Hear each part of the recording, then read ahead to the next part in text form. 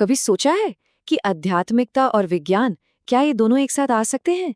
आज हम भारत की एक बहुत ही अनोखी पत्रिका अखंड ज्योति की दुनिया में चलेंगे, जो दशकों से, जी हाँ, दशकों से यही काम कर रही है।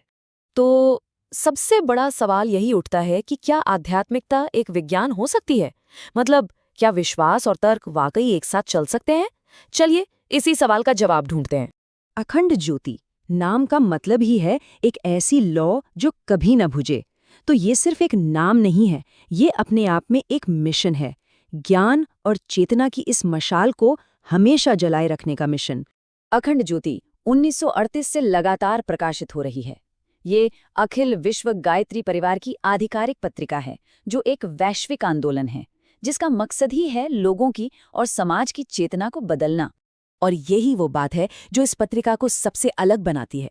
इसका मकसद किसी भी तरह के अंधविश्वास को बढ़ावा देना बिल्कुल नहीं है, बल्कि हर इंसान को उसके अंदर के विज्ञान को समझने का रास्ता दिखाना है। अब इस अनोखी सोच के पीछे एक बहुत ही दूरदर्शी व्यक्ति थे, पंडित श्रीराम शर्मा आचार्य। और उनका जो मिशन था वो सचमुच में क्रांतिकारी था। वो सिर्फ एक संत नहीं थे, वो एक पत्रकार भी थे, एक स्वतंत्रता सेनानी थे, प्राचीन ग्रंथों के बहुत बड़े विद्वान और एक आध्यात्मिक वैज्ञानिक भी थे। अंदाजा लगाइए, उन्होंने 3000 से भी ज्यादा किताबें लिखी जो उनकी गहरी समझ को दिखाती हैं। पंडित श्रीराम शर्मा आचार्य का ये एक कथन, बस ये एक लाइन, इस पूरे आंदोलन की नींव है।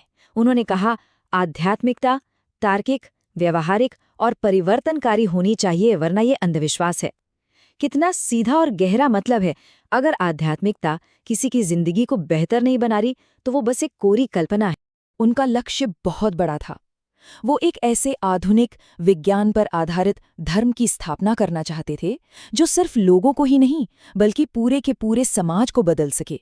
लेकिन सवाल ये है कि इतना बड़ा बदलाव होता कैसे है? चलिए देखते हैं कि अखंड ज्योति इसके लिए कौन से प्रैक्टिकल तरीके बताती है। देखिए, ये पत्रिका जिंदगी के हर पहलू को छूती है। बात चाहे पर्सनालिटी डेवलपमेंट के लिए सेल्फ डिसिप्लिन की हो, या फिर परिवार में हार्मनी बनाए रखने की, हेल्थ के लिए योग विज्ञान से लेकर समाज के प्रति हमारी नैतिक जिम्मेदारी तक, हर विषय पर बात होती है। ये भागने की नहीं, बल्कि असल जिंदगी में काम आने वाली आध्यात्मिकता है। और इस पूरी शिक्षा का जो केंद्र है ना, वो है ये शक्तिशाली मनोवैज्ञानिक सिद्धांत। हमारे विचार हमारी आदतें बनाते हैं, हमारी आदतें हमारा चरित्र बनाती हैं, और हमारा चरित्र ही हमारे भाग्य का फैसला करता है। कितनी सीधी लेकिन कितनी असरदार प्रक्रिया है। तो चलिए अब जरा इस पत्रिका के सफर पर एक नजर डालते हैं, जो अपने आप में एक कमाल की कहानी है। इसका सफर 1938 में आगरा से शुरू हुआ था। फिर आया द्वितीय विश्व युद्ध, और कागज की कमी की वजह से इसे कुछ वक्त के लिए रुकना भी पड़ा। लेकिन 1940 में इसने सिर्फ 500 कॉपियों के साथ वापसी की, और उस छोटी सी शुरुआत के बाद ये आज तक कभी नहीं रुकी। और आज ये 10 से ज्यादा भाषाओं में छपती है, और पूरी दुनिया में इसके 10 लाख से भी ज्यादा पाठक हैं। जरा सोचिए, क्या जबरदस्त पहुंच और प्रभाव है इसका। पर एक सवाल मन में आ सकता है कि क्या ये दशकों पुराना ज्ञान आज की मॉडर्न दुनिया में भी रेलेवेंट है? तो जवाब है शायद। आज ये पहले से भी ज्यादा जरूरी हो गया है।